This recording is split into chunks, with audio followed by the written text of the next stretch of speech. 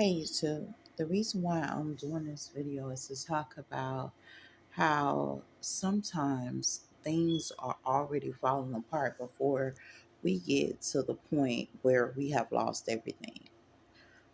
I'm going to give you the perfect example. Back in the days I was working, I'm doing like law enforcement, right?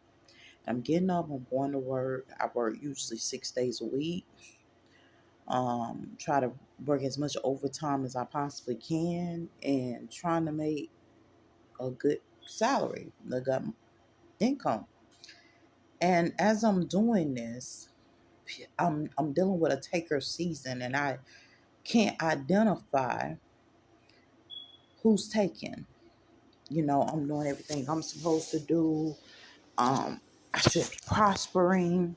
I should be having in that season.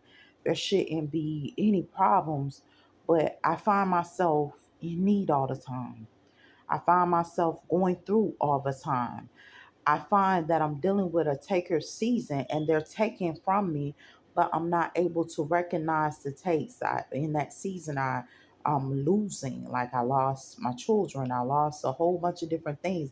And it's supposed to be a prospering season for me because I'm doing everything that I'm supposed to do, but I'm still losing. You get what I'm saying? And the reason why I'm losing because I have no attachments or connection to God. So basically, my lifestyle is unorthodox, it's out of control. It had no organization to it, it had no structure to it other than the little bit of organization and structure that I was trying to do, but I was still losing. And when I say I was still losing, I'm sitting up here, I'm trying to work, but I'm losing. The money's not staying. Um, my rent, I try to make sure it's low. I try to make sure that I'm spending every dime productive to make sure that I save. But sometimes the gas doesn't last. I'm going through so many different things. And what I realize is in that time, I was losing before losing season because I'm dealing with people that's taking from me. None of them is giving back. I'm dealing with people that want from me, but they never want to give back. I'm dealing with personalities that somehow I'm for you, but they ain't really for me. See, when we sit up here and we go through everyday life, we have to remember the weed and seed. See, because those weeds that are sowing themselves into our lives and sowing themselves into our everyday, these are people that want to do switches, tears, and suck life from you. So whenever possible to get rid of them, you want them gone. Whenever possible to get rid of them, you want them, you got to get from around me. You can't stay here around me because you're taking from me what I really need. You're mistreating me. There are things that I need. There are things that I want for my life. There are prosperity seasons that I want to enter into, and you're constantly doing certain things to stop that prosperity season. A lot of people aren't understanding that. We have to remember these people don't care about how I want to live. They don't care about what I want to do for myself. All they out for is themselves. So what am I going to do? I got to start removing myself from these people. Because if I stay around them, I'm going to lose. If I stay around them, I'm going to hurt. If I stay around them, they're just going to take from me. They don't have no respect for me. They don't care for me. They don't even really want me around and stuff like that. But what am I to do? I'm in need of help. So the same ones that's removing strength from me are the same ones watching my children. Y'all didn't get the memo. I'm sending them to places, daycares. I'm sending them to places that putting them in danger just so I can survive. And I'm in danger too. And these are the lifestyles that we live in poor communities. We have to be careful. We know that schools aren't safe anymore, but you're sending your child to school and they're alleging it's a safe environment, but we know it really ain't safe for them. It ain't safe for you. It ain't safe for nobody that's there. Why is that? We're dealing with takers that haven't been taken. We're dealing with people that are abusing us. And I'm going to be real with you. I have dealt with so much abuse, and I'm going to tell you something. I can't reach out and touch my abuser and let them know, I see you, bruh. But they know this. It had already been revealed what you going to do when there ain't nowhere to run or hide. Because it's coming. You can't run. You can't hide from this. Where you going? I'm going to Georgia. I'm going to Tennessee. I'm here in New York. I'm going to New Jersey. And no matter all those places that you go, the same problems keep following you. And the reason why they keep following you, because you're going to have to plant your feet and actually fight those problems. They don't care. We can run all over the place. All we're going to do is meet more enemies, more problems. Seem like the more you run, the more problems accumulate. But nobody tells people this.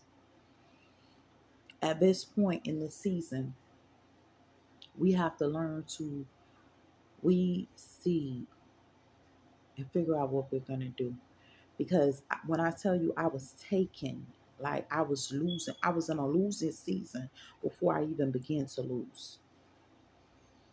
I'm dealing with the man that I was dating. I never really too much like dealing with these dudes like that. Like I love being by myself. I'm happy for April 1st. It'll be 8 years. I'm happy for my 8 years without a dude. I'm happy for the fact that I don't have to deal with certain stuff. And I'm gonna be real with you. To be totally honest, it may be more than eight, because honestly, I be miscounting. But to be totally honest, I'm happy by myself because I have a peace that I didn't have the whole time while I was dating. When I tell you dudes are sent on assignments, I was dating a guy that was sent on assignment for my losing season. I guess I wasn't losing enough. They didn't see me cringe. They didn't see me go through enough. You get what I'm saying? When I tell you I was homeless, sleeping in sheds, nobody knew how I felt about that. Like, I ain't got not now dime. I'm getting up, I'm going to work, and I can't even afford an apartment. I don't have nothing. Everything is out of reach. And then you got jobs now. Oh, they want to keep you hired, but they only want you to work one day. They want to keep you hired, but they don't want to supply what it takes to say that they're an employer. You want to say I'm an employee of yours, but you're really not doing anything for me. I should have been cut it off. But this is what we're dealing with. We're dealing with people that don't care for you. And even if they do care for you, there's nothing they can do for you. And stuff like that. I'm sitting up here, I'm sleeping in a shed. 2 steps away from being homeless. 2 steps away. 2 steps away from being out the shed. Nowhere to sleep at all. Only difference between me and the homeless guy sleeping at the bus stop was the fact that I could lock my items up and they couldn't. That was the only difference. Only difference between me and the person at the bus stop. Homeless person right there at the bus stop. Homeless person right there on the street, because they gonna sleep up on the overpass. I'm sleeping up on the overpass. They're exposed to everything. I'm exposed to everything. Only difference is when that morning come, I was able to lock the shed up and keep moving.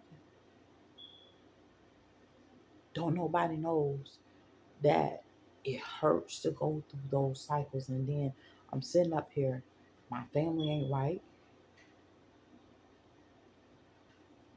I couldn't even tell people the truth. I'm sitting up there, I'm asking family to allow me to stay with them. And as I go there and stay with them, they acting all nasty and funny with you. I ain't no nasty funny person. I ain't never treated nobody the way I was treated.